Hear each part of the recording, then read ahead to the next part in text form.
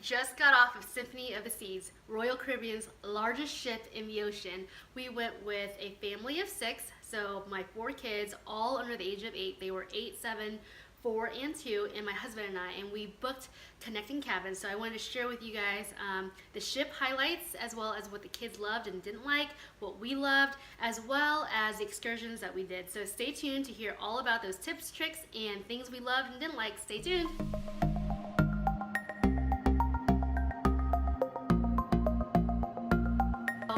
I just want to preface this with, we booked this trip and we were taking the kids out of school. I know a lot of you parents don't want to take your kids out of school for all the right reasons, but based on our personal preferences and what we knew about our kids' academics, I felt good with taking my 2 older kids out because they were pretty good at school academically, so I wasn't concerned. And I also reached out to the teacher to make sure we had homework that they could be working on. So with that said, I had 4 kids that went, and we did the Disney cruise last year, and so it was kind of one of those things where I had high expectations now that I've experienced what Disney had to offer, and now that I realized how much I overpaid for that cruise.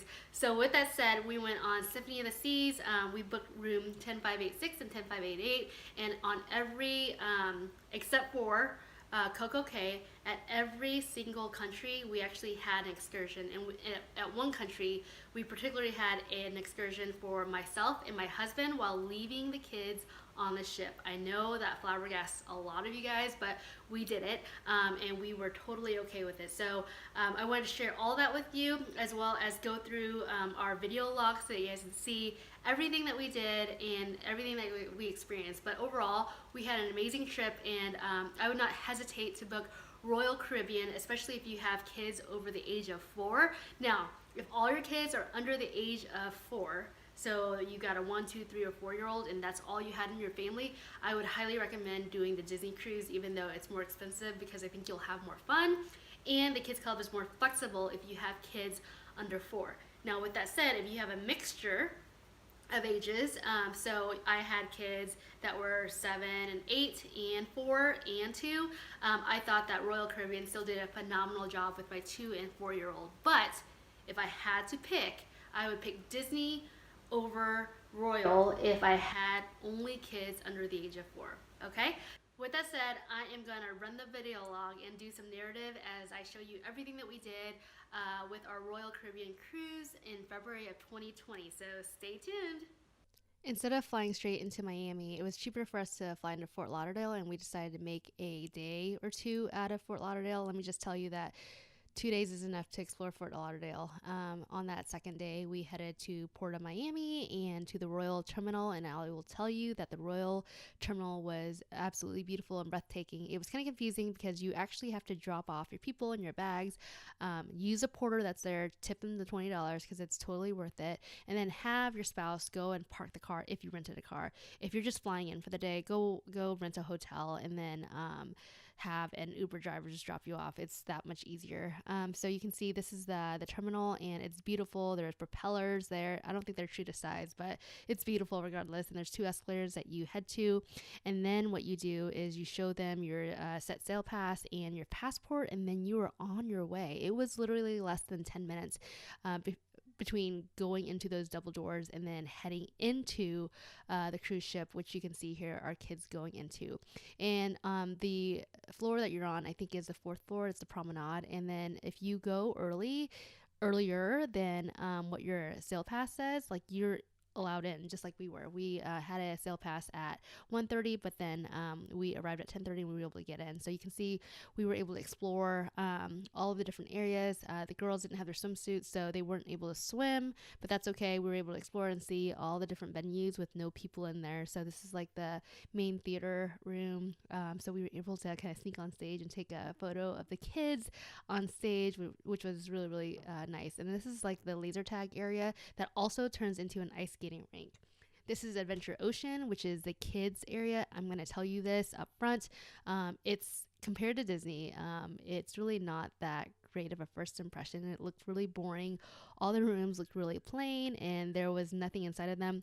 I wasn't allowed to record apparently, so I was able to kind of get these videos just so that you guys can see what the areas look like. So that was on the left was a play area that anyone can use. On the right was the tots area that I didn't get a video of. This is the 3 to 5 year olds, which my son was part of, and he loved that. This is the 6 to 8 year old area. Again, it's like completely plain, but they have programming that they do, and just so you know, like they're not open around like dinner time between like 5 and 7 or something. These are different rooms that you just saw that they could go in. But anyway, kids area was kind of not a great first impression, but they loved it regardless. We booked 2 connecting staterooms, which was awesome because the way I booked it, the one on the right that you're seeing here is for 2 people, and the one on the left is for 4 people, and that's where our kids stayed. But we had to have 1 adult per room, so obviously Ryan was on one and I was on another. But this is the bathroom. The bathroom was quite small compared to the Disney Cruise Line, the Disney Dream. They have a bathtub versus this one is just like a shower. So if you have little kids and you're wanting to give them a shower, sorry, that's not even possible. But that is a pull-out sofa that you can and they're not comfortable, by the way. And the attendants will make animals, and you can make special requests. They made us a unicorn one night, so that was fun. This is the pool deck, and what was really awesome about this is the belly flop contest. The kids absolutely loved that. What was really awesome is that they had a salt water pool. For people who have eczema like my daughter, it was great to actually have a saltwater pool just because it's better on her skin, and that's something to think about too. If you have a kid who has eczema, just make sure that you bring some eczema or chlorine like removal lotion. Now we did hibachi on the ship. This is the only meal that we paid extra for. We didn't do any other dining plans at all, and it was expensive. It was $300 for the 6 of us. It was like $50 per person, and this is their first hibachi experience, so it's memorable in its own right. However, if I had to compare hibachi to land where they have pyrotechnics and stuff, this did not have any pyro. It was very funny and awesome, but I mean, you're paying for the experience on a ship. So just FYI there, if you're thinking about it being something spectacular where they have onions and have oil and fire, that's nothing like what you have on land. Okay, so it's a very tame hibachi. So my kids absolutely loved it. It was their first time, so you can see the smiles on their faces. So it was really, really fun. And then we followed that up, which is really awesome, with the theming with the Hero show. And the Hero was absolutely amazing. If you look at the behind the scenes of what it takes to do this show, it will blow your mind. My son loved it. I mean, these guys are like going into pools like on a cruise ship that's moving, and sometimes it gets canceled because of weather because it's that dangerous. But I thought it was phenomenal. Have the kids sit up front, they get splashed by water, and some of the guys actually splash water on the girls purposefully because they were sitting on the front row, so it was really funny. And they've got some awesome music. The kids will absolutely love it. My infant, well, she's not an infant, she's a 2-year-old, probably wouldn't sit through this, but my son, who's 4, who has an attention span of I don't know what, but he sat through it. And this is the Windjammer. This is where all the free food is. There's a bunch of different places with free food, but this one has the most variety. It was a place that we frequented for breakfast and sometimes for lunch. So it was, free food. This is the carousel. So this is one of the first rides that we got on. The carousel was really, really fun. They're only open certain hours. This is the piano lady who was in elevators, and we finally found her. We knew there was a piano man or a piano lady, and so if we saw her out like every other night, I think. So she was really, really amazing. On our 7-day cruise, we actually had 4 port stops, and our first one was at Roatan, Honduras. As you can see, half of the port is completely being remodeled, so it is what it is. On our first day, obviously, there's a ton of crowds going into the port, so we had to make sure that our kids were holding hands and staying close to us. So just be aware that there's a lot of people trying to get on the gangway and to the excursion. So we went and did an excursion at the Mayan Princess, which is a resort that is on the beach but also has their own pool. We paid about $45 for it. I think it was way overpriced, but it was through Royal, whatever. We had a tour guide that took us to the beach first, and there were a ton of vendors, like a ton. I was prepared for it based off of the reviews that I read about the resort, but I didn't realize how many. And what we didn't realize was that inside the resort there was this beautiful pool that had waterfalls and all that, which was vendor free, which was awesome. We got our kids' hair braided on the beach, but then after that we went into the pool area, and they had an absolute blast there. The pool had like a lot of shallow areas where my 2-year-old could swim. They also had luscious tropical plants everywhere. It was beautiful, clean. There weren't any towels, so make sure that you grab towels on your way to your excursion with your CPAS card. If you don't return it, it's a $25 fee that Royal charges you. But overall, I mean, the kids had a blast. You can see the little waterfalls that my little girl was able to go on. The water is not more than, I think, 3 to 4 feet. After our Roatan excursion, we decided to go to the solarium after dropping our kids off at Kids Club. And basically, in the solarium, there's this area where you can have the king of the world moment because it has a glass floor and it extends out to the ocean, which is kind of scary and awesome at the same time. There's also a beautiful bar there that you should stop at and grab a drink, and then head downstairs to check out the Bionic Bar, which is this robotic arm that makes drinks for you after putting in your order on this computerized system. Our next port of call was Costa Maya, and Costa Maya actually has an amazing port where you can go swim with the kids for free in their pool. But at this point, I think the kids are all pulled out. But as you can see, this is the coastline and the port that you're seeing up front. And once you get past the actual port itself, it's kind of like I'm not going to say dingy, but just a town. So Costa Maya is basically a touristy area, but we decided to leave the kids on the ship. I know, to the dismay of a lot of parents, but we did leave all 4 kids on the ship, and then we did an excursion. It was an ATV jungle ride excursion, and it was really, really amazing. I think we paid $125 a piece, and we did it on the fly. We could have gotten it cheaper if we had booked it earlier through the cruise itinerary, through Royal, or even by itself. But anyway, it was just a last minute thing, and the ATV ride was really, really amazing. It took us through the jungle, and it was really, really bumpy, and we've done this before in Hawaii and also in Mexico, and it's really, really beautiful. But I will say that the Costa Maya one was really bumpy, and I ran into a tree. Yes, I did. And then at the end of it, this is like the end part where you are riding and seeing the ocean, which was really beautiful. This is like the smoothest part of the ride. Even though you already paid for this, the expectation is that you tip the guy that took you here. So that was one thing that you want to make sure that you have is cash on hand. But after the ATV ride, they took us with the same vehicle and dropped us off at a beach resort. I can't remember what it was called, but it was just really weird because it was a resort, but there was a beach where there was a bunch of vendors again, and there was this little area where there was a bar that you can have free unlimited drinks. I just thought it was just really weird because they dropped us off and then told us that with our wristbands we could hitch a ride back, and it was just really, really odd to me because it didn't seem like there was a seamless transition from the ATV ride all the way to the beach resort, which turned out to be a beach and vendors. So we didn't really do much except for walk down to see this lighthouse, but that was about it. After being dropped off at the beach, we decided to head back and get the kids so that they could experience the port. So we had time to do that even after our excursion. So we were back at 1:30 to go get the kids, and they were able to experience the port and see all the dolphins. And by the way, do not do the dolphin at Costa Maya. Do the dolphins at Cozumel if you're going to do that. The next port was Cozumel, and it was, again, busy going out from the ship. So make sure that you hold hands with your kiddos so that they don't get lost or get dropped on the pier. But what we did in Cozumel was we actually had a dolphin experience. And so you would actually get a tour guide and wait with these taxis. It's really important that your tour guide gets the taxi because that's how they know that you've paid for it. But this is the area for the dolphin excursion. As you can see, it's basically rocky, and those little areas right there where you see the bridges, that's where they're doing the dolphin experience. And let me tell you, they are not going to let anyone who is watching, because I was with my 2 littles and I figured I had my camera and take photos.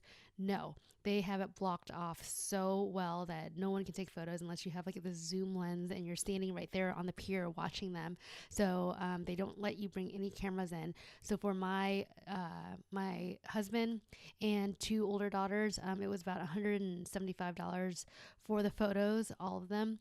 My little kids and I decided to just, swim in the little free pool. Well, no, it's not free because we paid for a ticket to observe, but with the ticket that was for observing, we also were able to see the sea lion and go on a nature trail walk. Just FYI, for the sea lion show, you get to actually kiss the sea lion at the end, and obviously they're trying to make a buck there. So just know that whenever you're taking a photo and they say it's a free kiss, that means that it's a free kiss, but you're going to have to pay for the photo later. What we did was we stood behind and basically took a video of the sea lion kissing my husband and the kids. And I think you have to be a certain height limit in order for the sea lion to actually kiss you. So just FYI, if you're planning on doing that. And then there's like this nature walk where you can look at artifacts and ruins and all that stuff as part of your ticket. That night with the Bigs, we decided to go to the 1977 ice skating show, which was at the end of our cruise almost, because this actually turned into an ice skating rink that you could actually skate on later in the cruise. We actually did a laser tag fun like battle earlier in the cruise at the same location. So they turned it from basically laser tag to this ice skating rink. And this show was absolutely amazing. There was one part of the show where one of the skaters changes dresses about 8 times, and it was freaking incredible because you don't even know how she did it. I mean, I'm sure she had Velcro or something on, but it was just spectacular how it was just pulled off. And the skaters were absolutely amazing and stunning in their own right. The next day on Symphony of the Seas, we actually saw that they had a face painting session for an hour and a half at around 10:30 for the kids to get their face painted. And we knew that it was formal night that night, so it was a Thursday. So formal night meant that, you dress up. And so we knew that the face painting would only last for so long. But we got their face painted. We were one of the 4th or 5th in line. And so all 4 kids got their face painted. And then we headed downstairs to go and check out the parade. It was like a pirate parade, and it was awesome because it was really interactive. With it being such a large ship, there was so much room for the parade to go to, and a lot of the characters interacted with the kids. So if you're going to the parade, make sure you get a good spot. The spot that's like near the middle is where all the action is, and so we were kind of on near the next cruise area, I think, or in front of Sorrento's, one of the two, and it was the perfect spot. We could see everything. It was really fun, and the kids absolutely loved it. Perfect day at CocoCay was absolutely amazing. It was our last port of call, and our kids absolutely loved it. I will tell you that we did not buy any upgrades, up charges, or anything like that. We didn't even go to the Thrill Water Park because our kids were so little, and I thought that initially that if they weren't able to get into the park, it wouldn't be as fun. And let me tell you, it was super fun. Now, this is like the pier, I guess, that you walk across to get to the island. And if you didn't want to walk, you could take a tram, but we decided to walk anyway. And just as a note, if you bought the unlimited package for photos, make sure you take photos when you get off the ship because the photographers are not there like after you come back. So just FYI there. And the photo package is about $149 if you buy it prior to boarding your ship. So just make sure that you get that because they also show up at these beaches and also in the little kids play areas. Now, when you get on the island, you'll see this huge pirate ship called Captain Jill's Galleon, and it has a bunch of water cannons and slides, and the kids absolutely loved it.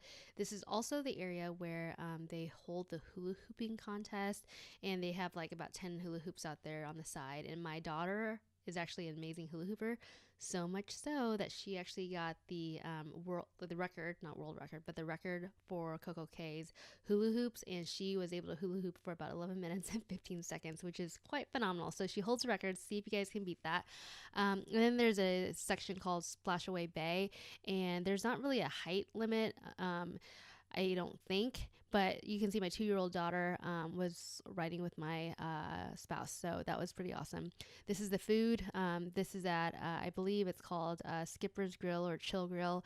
These are complimentary food areas that are awesome. The barbecue on Disney's Castaway Cay I think was a lot better, but overall it's free food. They also serve frozen yogurt on in that area as well.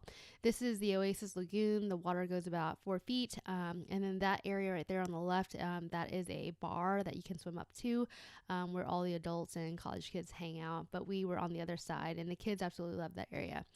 As you can see, there are little like chairs that you can sit on the water as well. But my kids definitely needed to get like a life jacket. If you're thinking about getting one of these beach beds, I would highly think about not getting it. I'm one to spend money, and I realized that I would have been foolish if I would have done that because they're right next to the other beach chairs that no one's using. So just a heads up, I don't think it's worth it because it's another $1,000 and you don't need that. Last thing I'll talk about is food. Food is plentiful on this cruise ship. We didn't get any of the specialty dining things except for the hibachi that you saw. The main dining area we scheduled for 5:30. What was bad about that was we weren't able to see some of the sailaways or the sunsets. So just a heads up on that. But it was awesome having the main dining service because our waiter was phenomenal, provided excellent suggestions to what to order. Also, the breakfast is served in the main dining area as well. As you can see, this is the selection. It's like plentiful. You won't go hungry, I promise you. There are a few other places that you can get food, including Windjammer, which is very popular, El Loco, which is an awesome Mexican buffet that has awesome breakfast burritos and tostadas as well. There's Sorrento's that has free pizza. There's a hot dog area. I can't remember what it's called. Johnny Rockets has free breakfast. So again, we didn't go hungry, and we didn't do a lot of specialty restaurants, and we still ate really well and loved the food that we got. As you can see, you can make your own omelets here in this area as well. There's so much food, and as always, free yogurt upstairs as well. I hope you guys liked that video log. If not, I'm sorry, but hopefully you guys took some tips and tricks away from it. We actually booked another trip here in the next year on Freedom of the Seas. They just renovated that. And we also were looking at Odyssey of the Seas before we actually booked Freedom of the Seas. So those are two ships that you should look at for Royal Caribbean, especially if you have kids, because whenever I book a cruise, I'm looking for activities for the kids, not necessarily for my husband and I, because we could probably travel later by ourselves, but for our kids, I think Odyssey of the Seas, as well as their newly renovated Freedom of the Seas, would be an amazing option for your kids. So there you go. If you guys have any questions, feel free to comment below, and make sure you subscribe and click on the bell to get notified the next time I create videos. Thanks guys, bye.